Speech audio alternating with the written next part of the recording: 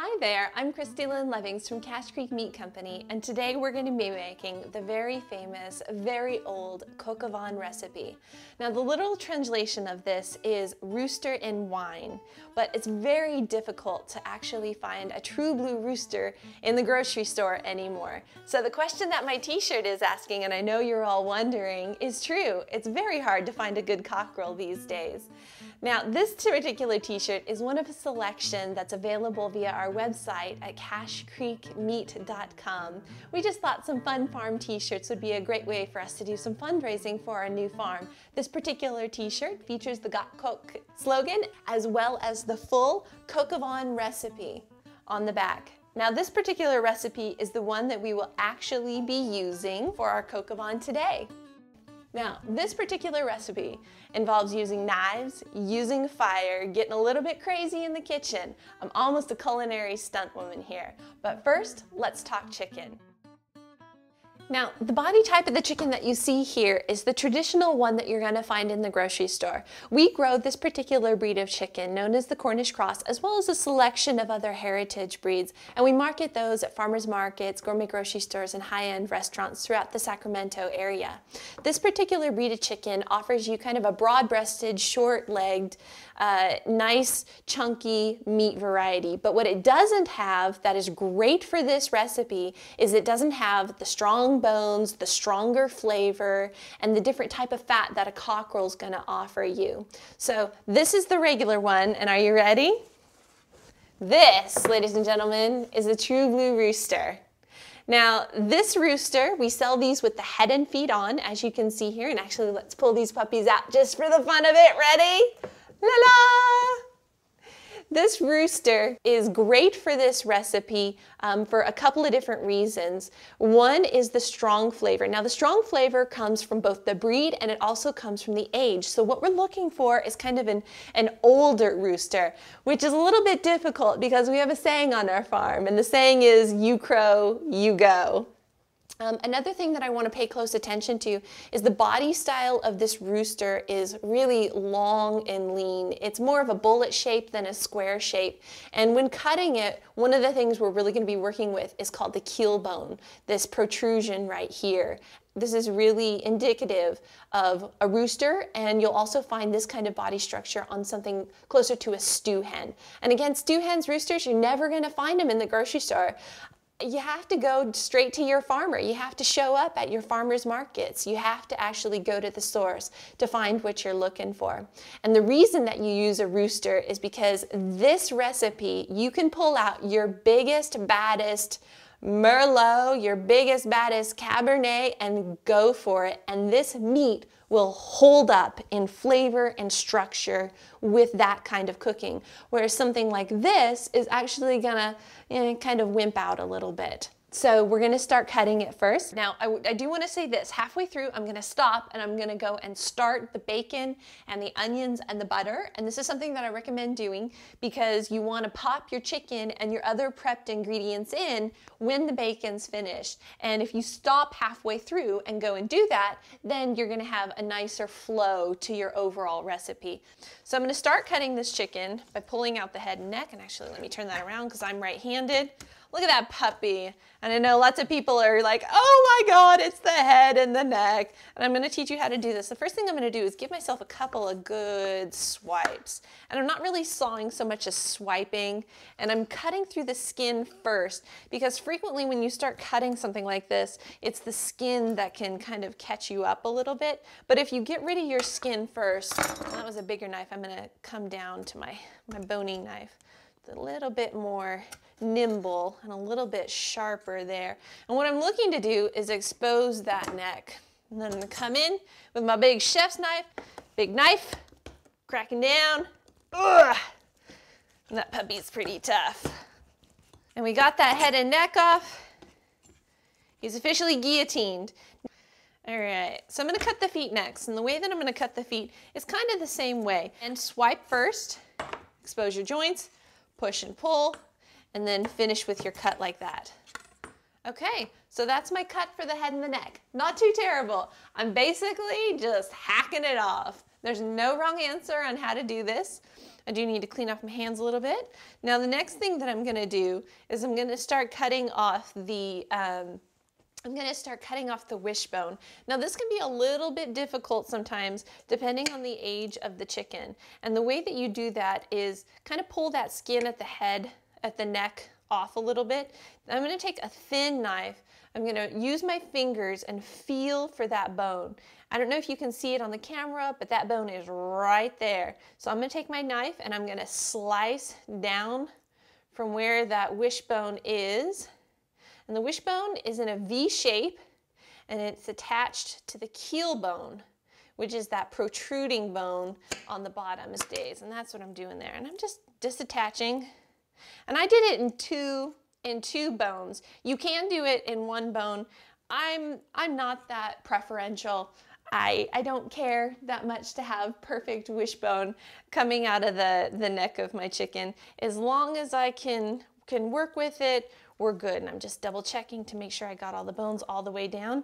So now the breast is a lot more free because it's not bound by this U-shaped bone at the neck known as the wishbone. Okay, so now that that puppy's gone, now I'm gonna take, let's see, that knife's a little bit big for this job. I'm gonna come back to the scimitar knife here. And remember what I was telling you at the neck. You wanna swipe and cut the skin first so you can expose the inner workings here. And my goal here is I'm gonna start in just a second to cut the leg off, but I want to cut that skin first. And as you can see, I've really cut it all the way around right there. So now that I've cut the skin, I'm right-handed. I'm going to take the leg thigh in my right hand. I'm going to push with this hand and kind of pull up with that one. And my goal is to pop that leg joint out. And there it is right there. Now that my leg joint is popped out, I'm going to take my knife again and cut back, making sure that my fingers are nice and out of the way, and voila, beautiful leg thigh. We're going to return to the leg thigh in just a minute and cut that into two pieces. Now to cut the wing, what I've done is I've taken it in my hand and I'm kind of moving it around to loosen that joint up. So I loosen that joint up and I kind of feel for where it is. And then I take any knife that I choose and I'm going to cut below where I think it is. So I could tell that the joint was coming out here, then I'm cutting down here. So I'm going to cut it lower. And I'm just swiping. Again, it's not a sawing motion, it's just a swiping motion. And the great thing about chickens is that they have great bones that tell you exactly where to cut. I just know that I'm going for in between the two joints. You saw me do the same thing with those legs. I just cut in between the two joints. Same thing here with the wings. Using my poultry shears, which I love. Okay, now here's where my shears come in really handy. What I'm doing is cutting along the sides of the rib cage. I'm going to cut up to that standard, and there's going to be a bone right there. Ha! Gotcha. Right there. And that cut off half of my breast. So it was like this. I cut from the back into the cavity of the chicken alongside the rib cage and then flipped it over, and it showed me the backbone and then of course the other side. And then I could take my scissors and just cut the other side of my breast meat off here. Now, for those of you who are accustomed to working with the more commercial looking, big-breasted, short-bodied bird, you're gonna be amazed at what a more normal old school chicken looks like. You know, chickens didn't grow up looking like the shorter, squatty-bodied, bigger breasted ones. They started out looking a lot like this sort of bullet-shaped, lot more elongated thing. All right, so we're gonna pause here and we're gonna start our butter, we're gonna start our bacon, and we're gonna start our onions. With this recipe, there's 4 basic parts: cutting the chicken, caramelizing it with 2 sets of ingredients, flambeing it, and then of course adding the luscious wine. So the ingredients that we're going to start off with are a little bit of bacon, a little bit of pearl onions. Then along with the chicken, we're going to add some mushrooms, some carrots, some garlic, a little bit of chopped garlic, and of course a bouquet garni. Now, here's the thing about a bouquet garni. It's just a collection of herbs wrapped together in some butcher's twine. Now, one of the things that I like to do is leave myself a little bit of a lead line with this so that when I pop it in the pan, I can just as easily pull it back out again. It's a little fishing technique. Now, I've chopped everything in kind of a rustic, rough chop, which is perfect for this dish. You don't have to do it perfectly. You're gonna put a nice wine gravy on everything. So don't worry if your knife skills aren't that great. What's more important is the blend of ingredients together and of course the love that you put into it. Then when we get to step number 3, we're gonna flambe this puppy with some extra brandy. Some of it might go into the pot. And last but not least, we're gonna pull in a big bad wine. This dish is traditionally done with your biggest, boldest Cabernet Sauvignon and Merlot. As long as you've got a true blue rooster, then it can handle your biggest wine. Okay, so now that we've cut our chicken and we've already had our bacon and our onions and our butter going for it a little bit, we're just gonna take a quick peek into this pan here. And as you notice, I've got some nice browning on the pan. This is absolutely what I want to see because later, these little brown bits on the bottom are what's going to contribute to the flavor of our gravy. Like I said, there's sort of 2 parts to this dish. One is more of a caramelization, and then the other is a slow cook with a gravy finish. Okay, so now we're going to add the chicken. I've cut the chicken into 8 pieces. You saw me butcher that puppy up. I'm moving all of my stuff kind of to the side just so I have a little bit of room to put my chicken in. I'm going to grab my chicken here. Now earlier, as I butchered it, it's not said in the recipe, but it's something that I like to do with all of my meat, no matter what, is I like to give it a little bit of a salt and pepper.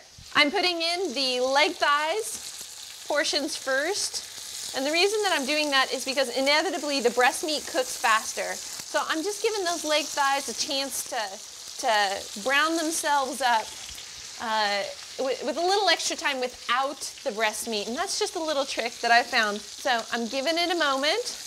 They're talking to each other, having a little Coq Au Vin conversation. We're gonna let those brown. I'm gonna add the breast meat, and in just a minute, we're gonna light it on fire.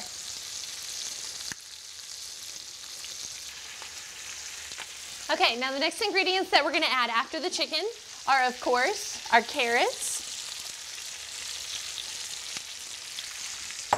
Definitely our garlic. Definitely our mushrooms. Now I know it seems like this is kind of a drier dish right now. Don't worry, don't worry. All the fat that's coming out of the bacon and all the fat that's coming out of the chicken is totally gonna save your bacon here, as it were. Give that bouquet garni. Pull that puppy out.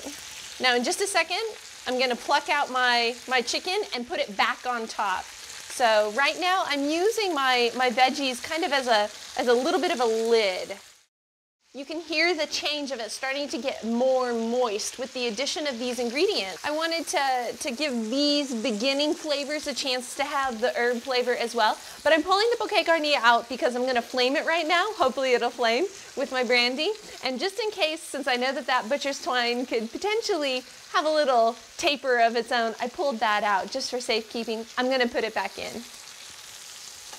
Okay, now to do the flambe. I'm using a long-handled flamer. Now I only want a tablespoon, so I'm just gonna casually douse it, and what I want is to put it over the dry parts of the chicken, and then I'm gonna immediately put it on. Don't stand too close to the fire. Everybody ready?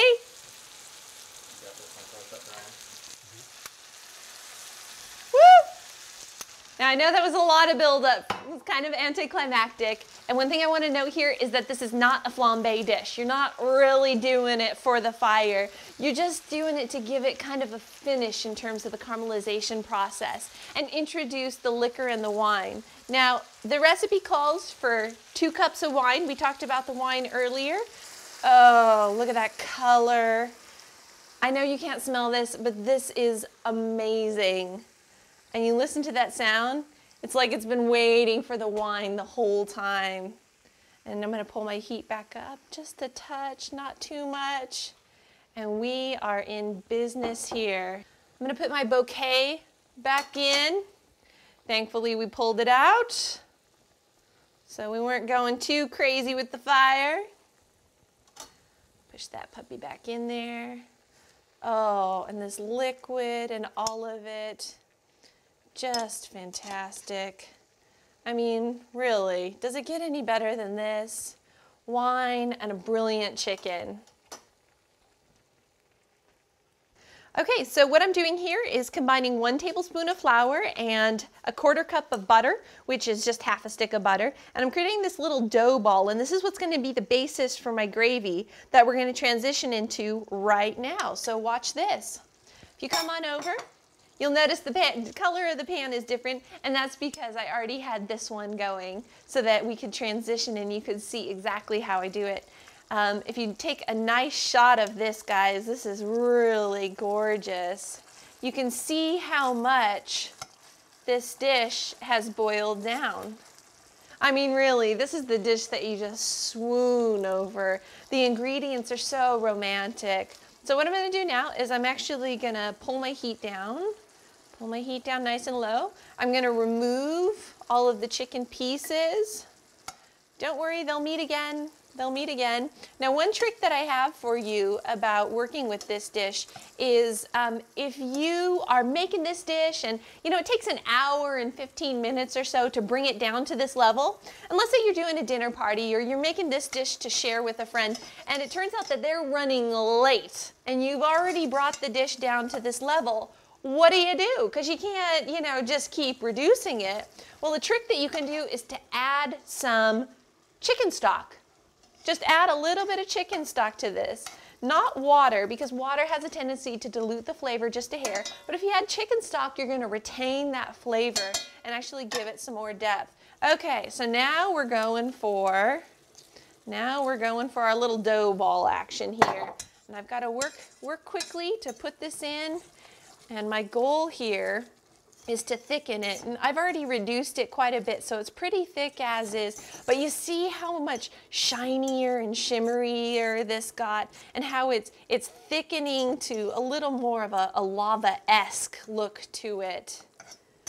I mean, just think, not that long ago, these were all separate ingredients who came together to make this really amazing dish. And in just a few minutes more, I'm gonna get to eat it.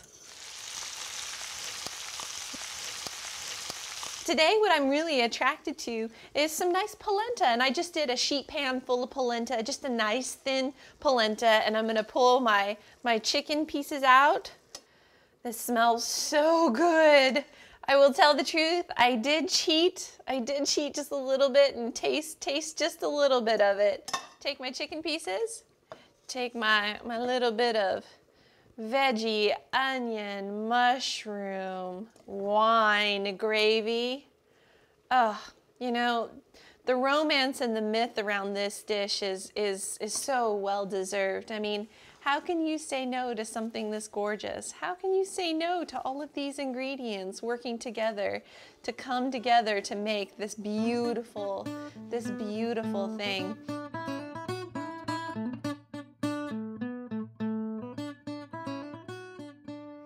Thanks so much for joining me on this culinary adventure as we make Coq Au Vin. It's such a mixture of old world romance and great ingredients, especially when you make it with a real rooster. And if you don't know the recipe, you can always buy the t-shirt. I know that sex sells, but if you include food and wine, I think they call that a date. Thanks so much for visiting, and I look forward to seeing you again. I'm Christy Lynn Levings from Cache Creek Meat Company. Is dinner ready?